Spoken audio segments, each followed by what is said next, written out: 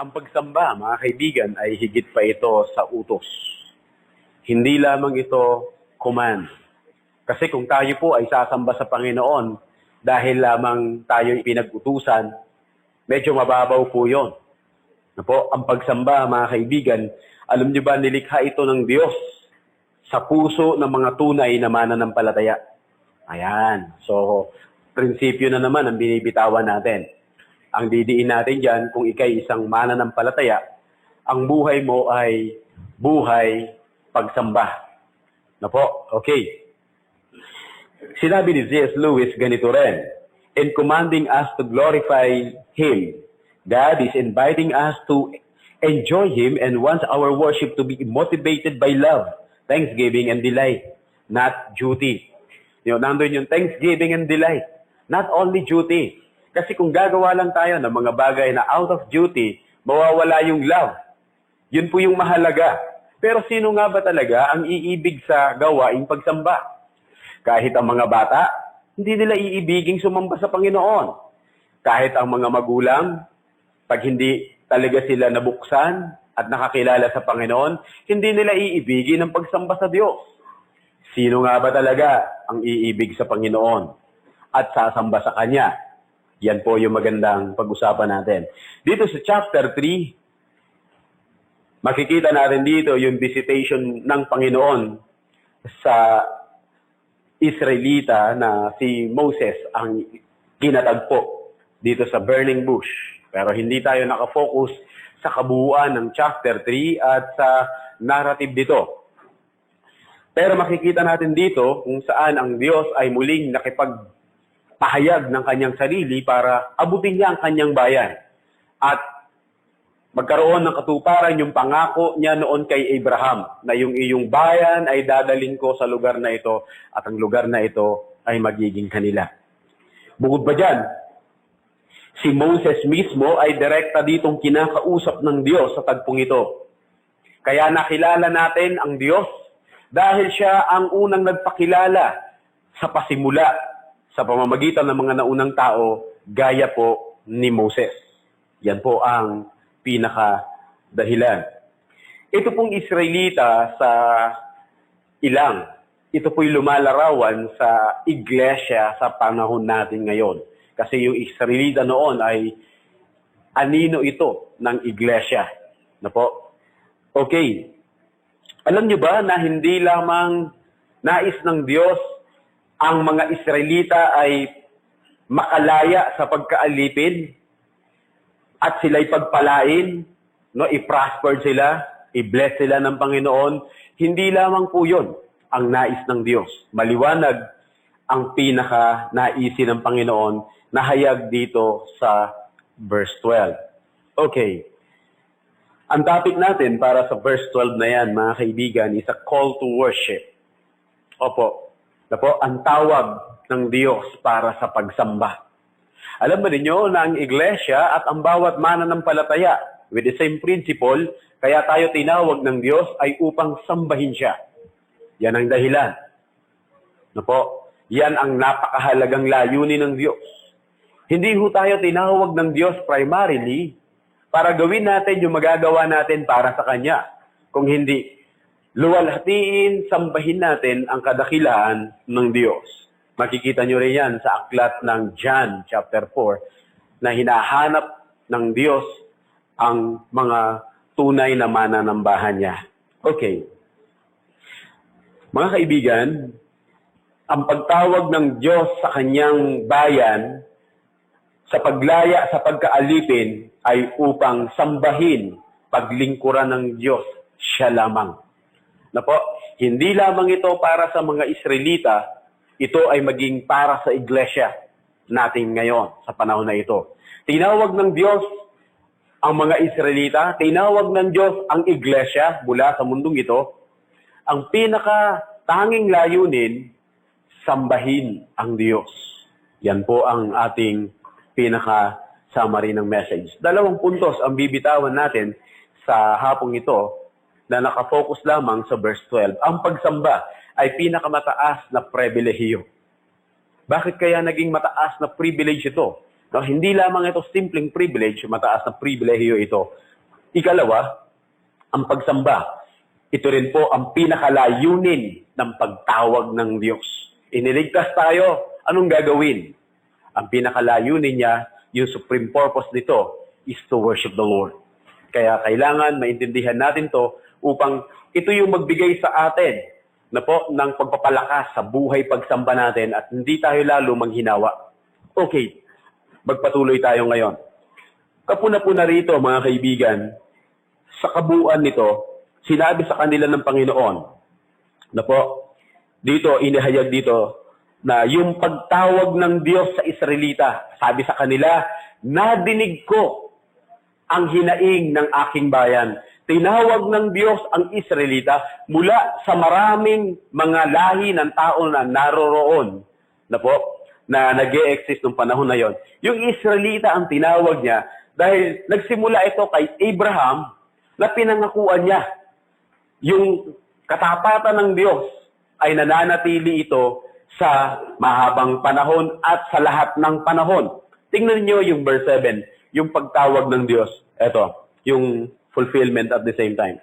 And the Lord said, verse 7, I have surely seen the oppression of my people who are in Egypt and have heard their cry because of their taskmasters, for I know their sorrow. So I have come down to deliver them out of the hand of Egyptians and to bring them up from the land to a good and large land, to a land flowing with milk and honey, to the place of the Canaanites and the Hittites and the Amorites and the Perizzites and the Hivites and the Jebusites. Nakita natin dito yung pagtawag ng Diyos sa Israelita. Alam natin lahat ang background, kaya hindi tayo masyadong humaba sa background. Ang Israelita ay nakapaloob sila sa pagkaalipin. Bakit sila napunta ron? Sa kasaysayan ni Joseph. Napunta si Joseph doon, nagkaroon ng taggutom, dinala ang mga pamilya niya doon, pati yung 12 tribes napunta doon. Doon sila namalagi. Dumating yung panahon na namatay yung leader na nakakilala kay Joseph. Ano nangyari? Naalipin na sila. Diba? Kaya ngayon dito, pinagtatrabaho sila, ang bayad lang, pagkain. Na po? Pinahihirapan na sila dito. Dahil mabilis silang dumami, at sinabing pag dumami sila ng dumami, baka mangyari sila na ang aalipin sa atin. Ang gawin natin, patayin natin yung mga bata. Hindi naman pinatay na mga midwives. Kaya hindi sila pinatay, ang sabi doon sa chapter 2, dahil yung mga midwives ay merong pagkatakot sa Diyos.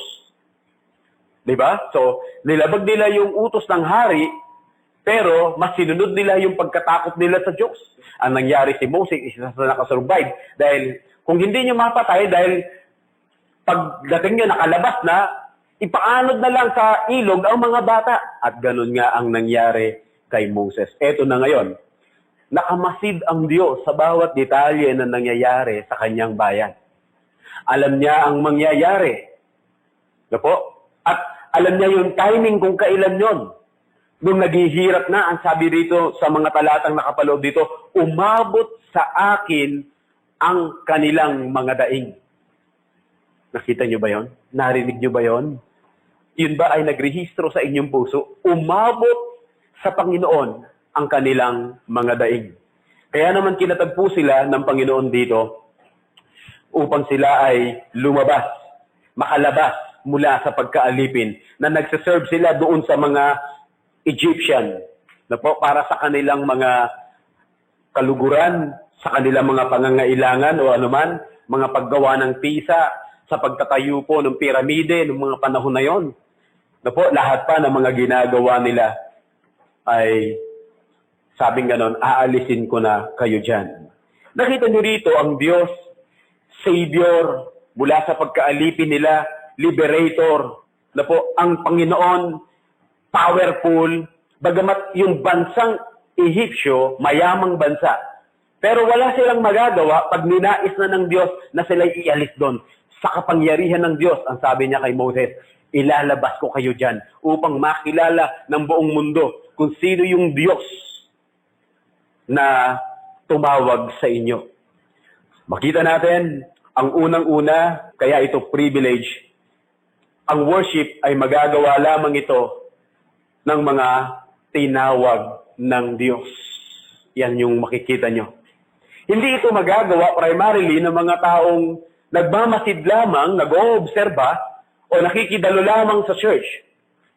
Ang mga tinawag ng Diyos, sila po ang makakapag-offer ng acceptable worship before the Lord. Tinawag ng Diyos. Yun yung dapat na masigurado natin.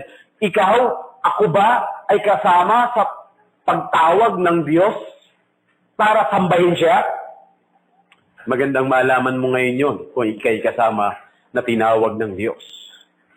Ang mga Israelita tinawag ng Diyos para sambahin siya. The same principle pagdating po sa church. And then aside from this, hindi lamang mismo yung kabuuan ng Israelita na tinawag, nakita natin, kailangan meron siyang gagamiting tao. The Lord provide a leader for Israelites, for His people. Si Moses. From the very start, nakita natin kung paano na-preserve yung buhay ni Moses. It's a work of providence na yung mga midwives, bagamat may takot sa Panginoon, nandun na yung pagsama at kamay ng Diyos, at ang nag-alaga pa kay Moses mismo ay ang kanyang nanay. Nandun mismo yung providence ng Diyos. Yung pagsama ng Panginoon. Pero dito, kinausap na ng Diyos si Moses. Sabi doon sa verse 10, "Come now, therefore, and I will send you to Pharaoh." Kasi una, pinakita sa kanya yung pangangailangan. Pinakita sa kanya yung burden. Ito ang gagawin ko. Pinakita sa kanya ang plano. Pero, and then, sumunod, halika, ikaw ang isusugo ko, padadala ko sa Pharaoh. Biglang ganon. Kaya nagpakita ang Diyos kay Moses dito sa pamamagitan ng burning bush nung panahon na yon. May plano ang Diyos sa Israelita at gagamitin si Moses na siya yung maglilid sa kanila papalabas. Pero paano ang training ni Moses? Nag-aral siya sa Midian. Kaya alam niya ang kultura, karunungan na umiiral sa Ehipsyo. Pero, gayon pa man, alam niya yung glory ng Pharaoh. Kaya hindi niya mai-deny kung gaano kadakila, kamakapangyarihan ang Egyptian during that time. Kaya naman mga kaibigan, alam natin, walang maikukumpara kay Moses in terms of training. 40, sa makikita niyo sa Bible, 40 years po siyang nag-stay sa Egyptian. 40 years din po siya nung tumakbo na siya, pumunta na po siya sa wilderness. 40 years din po siyang nag-shepherd. 40 years. Kaya ito, yung tagpong ito, 80 years na po siya. 80 years siya nasa Egyptian. 80 years siyang nagpapastol. 80 years old na siya rito nung tinawag ng Panginoon. Nung panahon na yon, yung 80 years old, mga kaibigan, ay malakas pa. Unlike ngayon, kasi mas mababa na, mas maiksi na ang lifespan ng tao ngayon. Okay, ito, dito 80 years old na siya. Pero ano ang sagot niya? Sa kabila ng kanyang training, sa kabila ng kanyang pag-aaral, karunungan, lahat ng mga experiences na yon, ay ito ang sagot niya pagdating dun sa verse 11. Tignan nyo. But Moses said to God, "Who am I? That I should go to Pharaoh and that I should bring the children of Israel out of Egypt. Who am I?" Hindi niya tinignan yung mga experience niya. Hindi niya tinignan yung karunungan niya, yung pinagdaanan niya. Hindi yun ang tinignan niya. Ang nakita niya, sino ako para humarap doon? Pero ito, yung provision sa kanya ng Diyos, hinarap na siya ng Panginoon dito. Ayaw ni Moses. Alam niyo po, sa kaligtasan ng tao ng Diyos, hindi po uubra ang karunungan ng tao, hindi uubra ang kausayan ng tao, lahat yun po is to no avail. Para lamang ma-liberate ho yung tao ng Diyos mula doon sa pagkaalipin ng Egypt o kahit pa ng kasalanan. Hindi ho uubra yun. Yun yung nakita ni Moses, hindi pwede. Sino ako? napakahirap para sa kanya. Na siya'y magpunta doon sa Pero. Paniniwalaan ba ako doon? Anong sasabihin ko? Anong gagawin ko? Pero may magagawa ba siya? Siya'y tinatawag ng Diyos. Yun po yung matindi ron. So, meron silang gagawin. Sasamba sa Panginoon. Pero eto pa. Paano siya inabot ng Diyos sa kanyang matinding distrust na yon? Siyempre si Moses, nandoon yung concern niya sa bayan ng Israel, pero hindi pa niya kilala ang Diyos. Dito pa lamang nakita niya. Pero wala pang ganong trust, wala pang ganong faith. Pero paano siya kinatagpo ng Diyos, pinalakas, para manindigan siya sa tawag ng Diyos. Doon sa verse 12 na tinututukan natin, ito ang sabi. So he said, I will certainly be with you, and this shall be a sign to you that I have sent you. Ano yung binigay na assurance o garantiya ng Panginoon? Yung guarantee ng Panginoon na ibinigay kay Moses, walang iba kung hindi yung kanyang presensya. Ako ay sa iyo. Yun yung matindi doon. Siyempre, pero lahat ng yan, tila hindi pa rin sapat para kay Moses. Pero ito po ang magandang makikita natin dyan. Yung pagkasabi mismo na ako ay sa iyo, tutulungan kita, palalakasin kita, ako ang kapangyarihan ko, ang haharap, magsalita ka lang. Yun yung gustong sabihin sa mga sumunod na passage na ibinigay. Pero ako, sasamahan kita, hindi kita iiwanan. Yun po yung gustong sabihin doon na yung presensya ko ay sa iyo. Yun yung garantiya. Sabi ganoon, this is a token. This is a sign. Na yung Diyos, yung kanyang presensya, sasama kay Moses, hindi siya iiwanan sa pagharap sa Pero at sa lahat ng mga posible pang mangyayari na hindi niya marahil naiisip pa, hindi siya iiwanan ng Diyos. Yun po yung isang napakaganda dahil wala na pong isang napakahalaga na garantiya maliban na yung presensya ng Diyos ay sumama sa atin.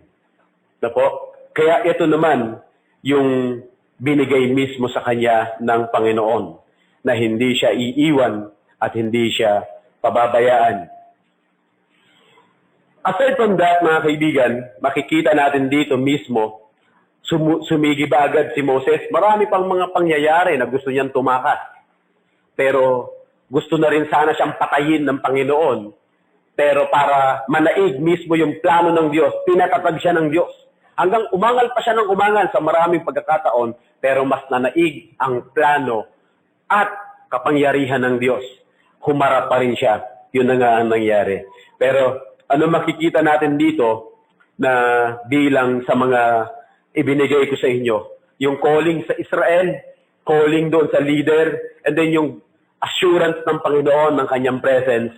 Mismo ang lahat ng ito na po ay gumagawa lahat para lamang makita nila na yung pagsamba na gagawin nila sa Panginoon, ito po yung pinakamataas na pribilehiyo ng Panginoon na ibibigay niya sa kanyang mga tinawag upang sambahin siya. Yun yung makikita natin dito. Sa iglesia, talon muna tayo.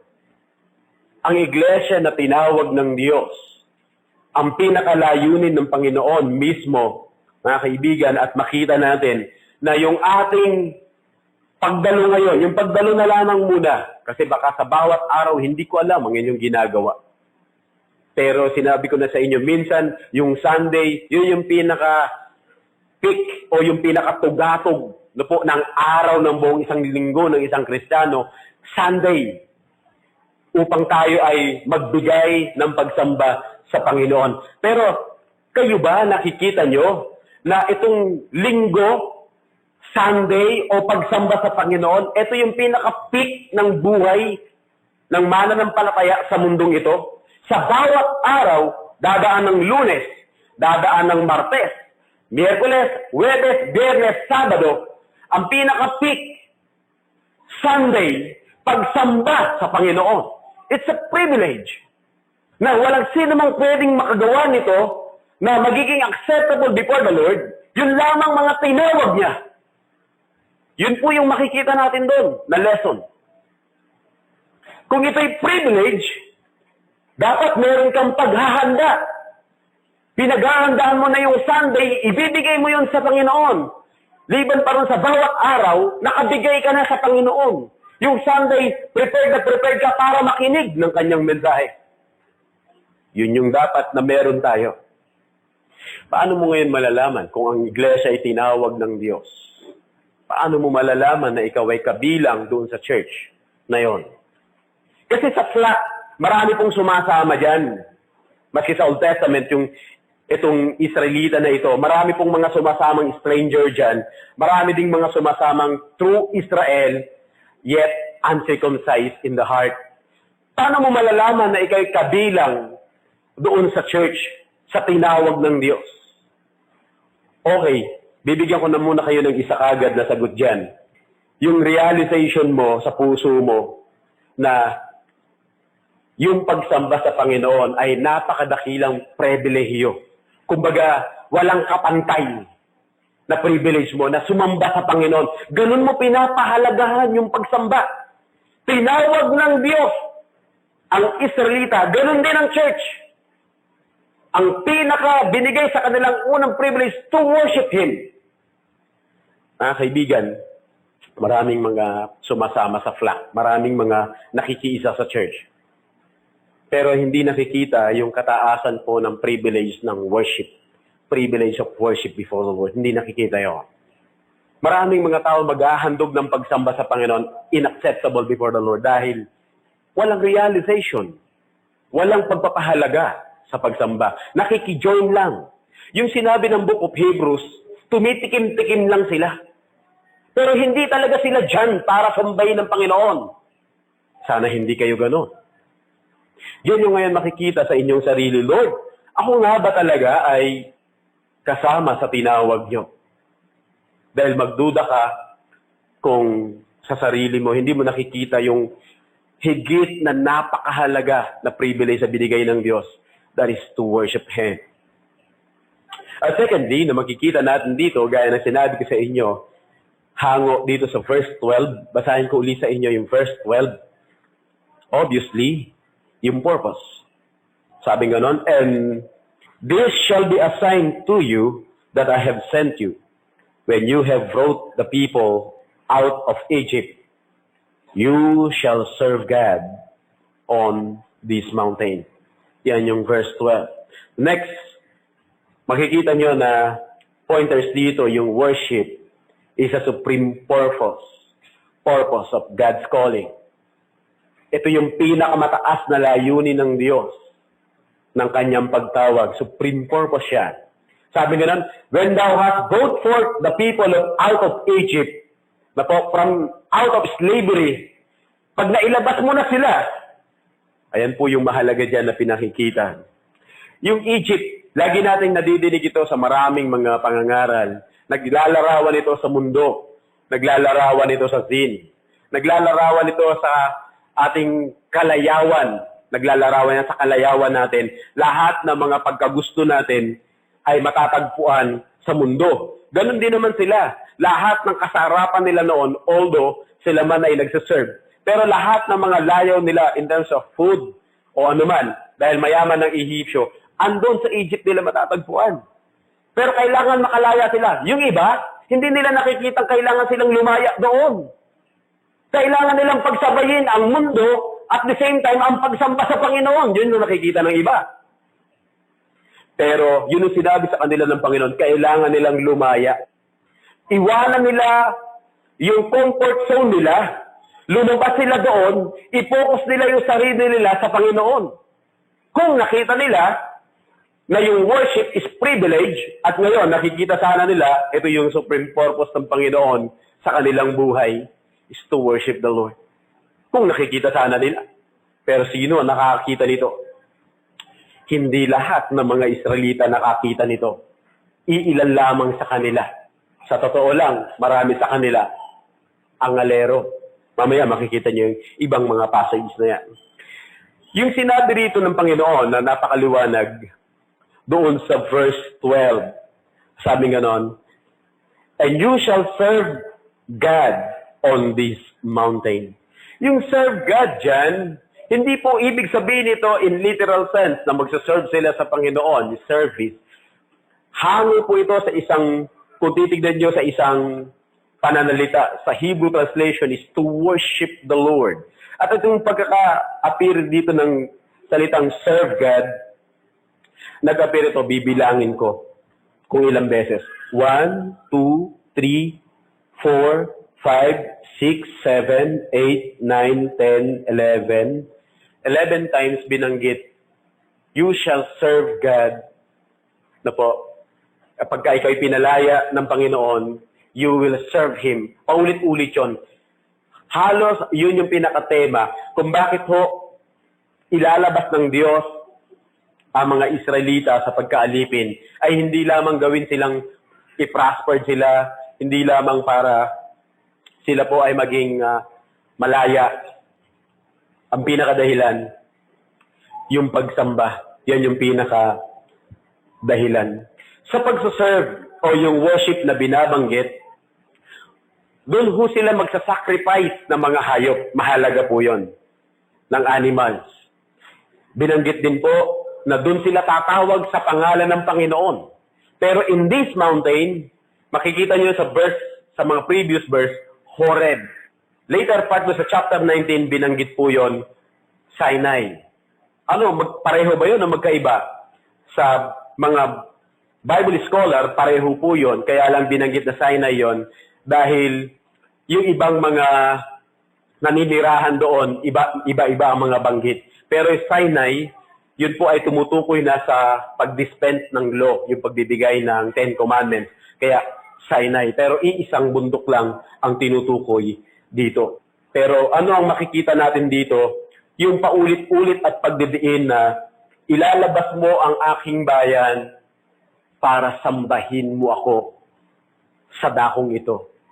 Ang worship, mga kaibigan, oo nga, ito po ay makikita nating pinaka-purpose ng Panginoon para sa ating paglaya. Pero makikita natin, siya ang nag-appoint nito. Itinakda niya ito. Yung ating pagsamba, itinakda niya ito. Siya ang naglagay nito, yung pagsamba na to. Makikita niyo ito, parang hindi siya command. Sasambahin niyo rito. Dahil binibigay dito yung buong focus ng kanilang buhay as a group, as an individual, lahat sila, ito ang kanilang magiging buhay, pagsamba sa Diyos. Dati, pagsaserve sa Egyptian. Dati, paglilingkod sa Pharaoh. Ngayon, hindi na doon. Sa Panginoon na. Saan manggagaling ngayon ang kanilang pagkain? Sa Panginoon. Depende sila sa Panginoon. Hindi sila magsaserve para kumita, para mabuhay. Hindi doon. Ang Diyos ang magbubuhay sa kanila at bibigyan sila ng masaganang tahanan, masaganang lupain, napakayaman, na hindi na sila mag-aalala. Bibigyan sila ng kapahingahan. Kailangan lang nilang manalig sa Panginoon at i-focus yung sarili nila sa pagsamba. Well, hindi mo naman pwedeng ilagay kagad yung ganong klaseng application pagdating sa atin. Hindi na tayo magtatrabaho. Hindi yun ang tinutukoy noon. Yung trabaho, nandyan yan. Blessing yon. Pero, kung dati kaya ka nagtatrabaho para sa sarili mo, hindi. Kaya ka nagtatrabaho para sa Panginoon. Kaya ka nabubuhay hindi para sa sarili at pamilya mo, kundi para sa Panginoon. Yun yung dapat na mas nakita natin. Bakit ka may pamilya? Hindi para sa sarili mo. Dapat para sa Panginoon yan. Kung bakit nabubuhay ang sino man sa atin, dapat para sa Panginoon.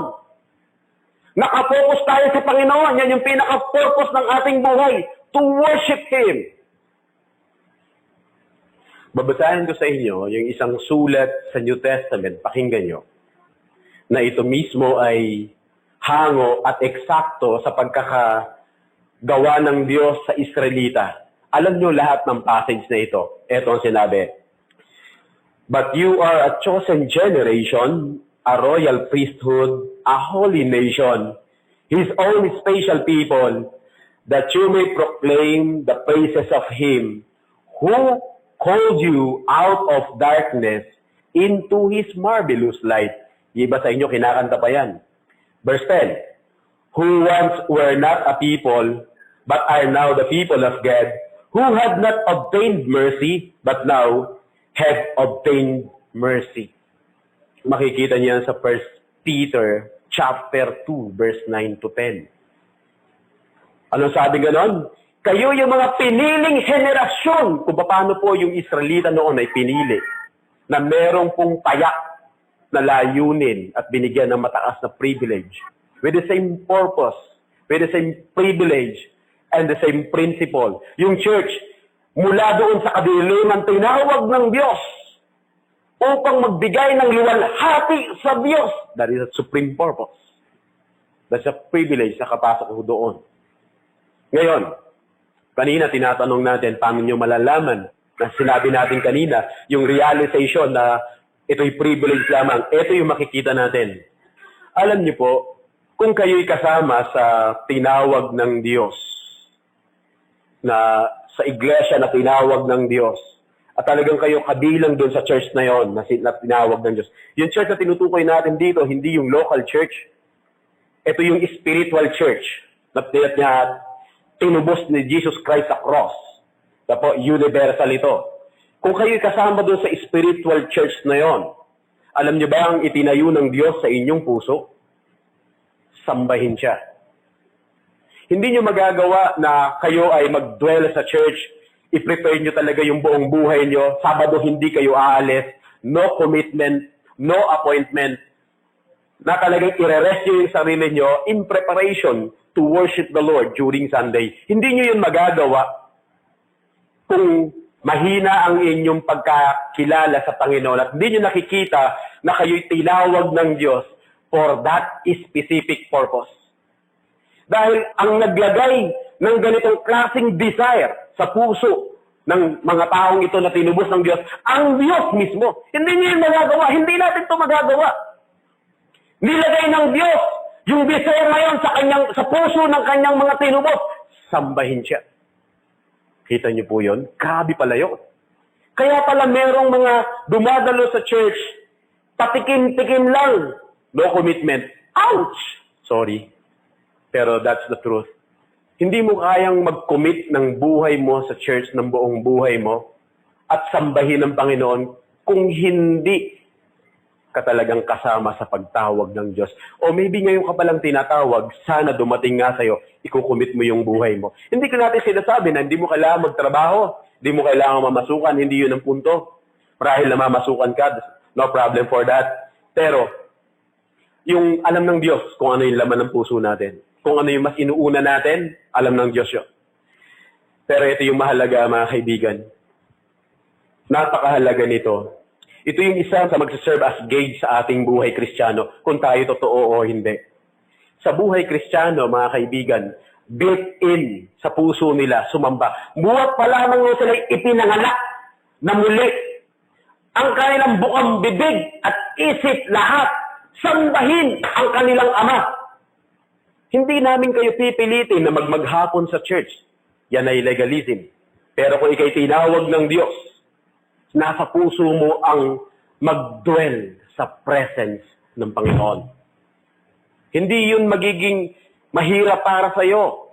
Kasi ang Diyos ang gumagawa nun. Depende yun kung kayo ay natututo sa salita ng Diyos. Pero marami sa inyo, salamat sa Diyos. At alam ko, marami pa rin sa inyo, nasa proseso pa lamang. Huwag kayong masyadong masaktan. Pero pinakikita ko lamang sa inyo ang katotohanan. Isa pang passage, pakinggan nyo, babasahin ko sa inyo, na yung worship, gawa ito ng Diyos sa puso una ng mga kanyang mga tinawag. Pakinggan nyo ang passage na ito. Alamin nyo, sa isip nyo kung saan ito.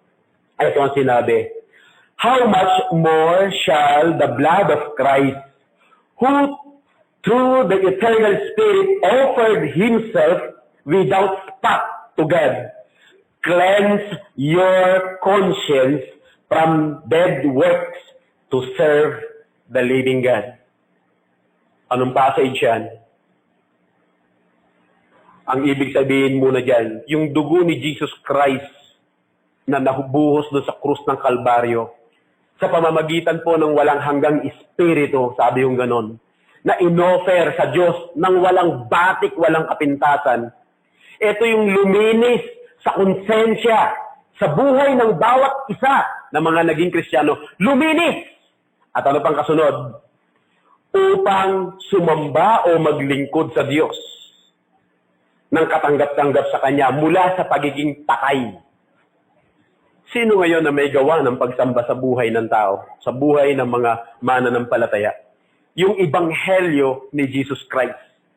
Yung effect nun, yung result nun, sa buhay ng bawat isa sa atin, nagkaroon tayo ng awareness and desire to worship the Lord. At nagkaroon ng confirmation dahil nagkaroon tayo ng joy. Mga kaibigan, ayan yung application natin. Wala akong joy sa mga taong nakikitikim lang sa pagsamba sa Panginoon. There's no joy. Ang merong joy, delightful talaga sa puso nilang sambahin ng Diyos, yung mga tinubos ni Kristo sa krus. Now, huwag kayong ma-offend kung naisip na sa sarili nyo, ibig sabihin, Pastor, como minsan-minsan lang kami, wala ba kaming joy?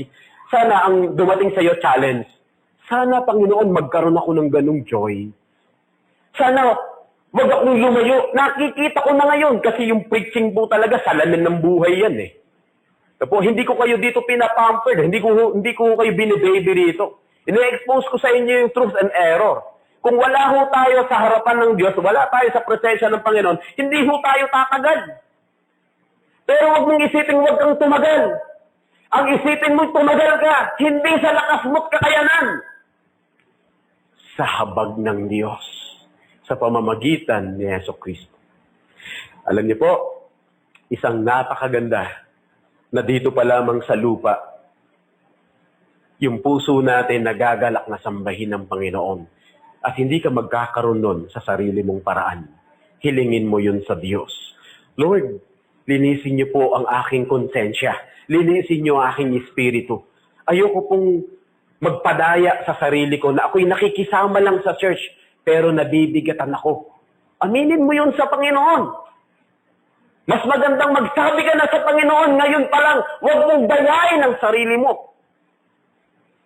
Yung mga kating-kati pag nandito sa church, ang tagal ng preaching. Uuwi na kami, may gagawin pa ako.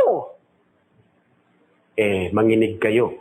Kung naintindihan nyo yung tawag sa inyo ng Diyos, uupo kayo sa Kanyang presensya. Mag-e-enjoy kayo sa pakikinig ng salita ng Diyos dahil ito ay kalooban ng Diyos. Yan ang isa sa isang gauge. May joy ka ba sa pagsamba sa Panginoon? Evaluate mo ngayon ang sarili mo. Yung isang churchgoer, ganito ang sinabi. Sinulat niya pa. Isang editor na po ng newspaper ay yung kanyang mga complaint, ganito ang sinabi niya. Dumadalo ako sa church for 30 years. Meron na ba sa ating dumadalo rito for 30 years? Mas marami sa atin, kasi kung nag-anniversary lang tayo ng 26, 27, mas marami sa atin hindi pa aabot ng 30 years sa pag-church. Pero ito ang sabi niya, dumadalo ako consistently, sabi niya sa church, for 30 years. Sipin nyo nga yun, 30 years. Pero ito ang sabi niya, niwala man lamang ni isang sermon akong naintindihan at natatandaan para maipamuhay. Wang, wang! 30 years. Sabi niya gano'n, natandaan niya, sa 3,000 sermon, wala akong natandaan ni isa. Baka tulog kaya yon? O meron kaya siyang memory gap? O sadyang paglabas niya, wala nang saysay sa kanya mga nadinig niyang sermon. Sabi niya, wala akong natandaan. Hindi na bago ang buhay ko. Anong dahilan pa para pupunta ako sa church? Ito yung isang tao. Sana mga kaibigan, hindi kayo ganon. Ang sermon, mga kaibigan, ito po'y minimeditate, pag-uwi sa bahay, pinag-uusapan. o kung kayo man ay pupunta kung saan, nag-uusap kayo, pinag-uusapan nyo, natutunan nyo, napakahalaga. Sabi niya, ako man. Sabi naman ng isa, for 30 years nakasama ko yung wife ko. Marami siyang mga niluto. Oo, marami rin ako nakain. Pero ang mahalaga doon, kung ano ako ngayon, buhay pa ako dahil marami akong kinain. Hindi mo ba nakikita yung benepisyo ng kinain mong salita ng Diyos? Hindi, wala akong nakain. Yun ka nga. Yun yung espiritu niya, hindi kumain. Pwede palang tumagal ng maraming mga taon dito, pero hindi kumakain. Sana wag kayong ganun. Ang pagsamba sa Diyos habang nakikinig ng kanyang mensahe, kumakain ng inyong kaluluwa, tumitibay sa pananampalataya, at hindi pwedeng kahit isa wala ka natandaan. Hindi pwede yun. Napakahalaga sa buhay Kristiyano. Alam niyo ba, ito ang mga uri ng mga nagsasabing mananampalataya, pero sumasabay lamang doon sa agos. Pakinggan nyo. Mismo dito sa aklat ng Exodus, ganito ang sinabi ng mga Israelita doon sa 14:12. Sabi niya, sa paglalakbay nila, sinisi nila si Moses at ito yung sinabi sa kanila. Hindi ba ito yung sinasabi ko sa inyo, Moses? Sabi ng mga tao na marami sa kanila. Mas gusto naming maglingkod doon sa Ehipsyo. Mas gusto naming mabuhay doon sa Ehipsyo. At doon na kami mamatay.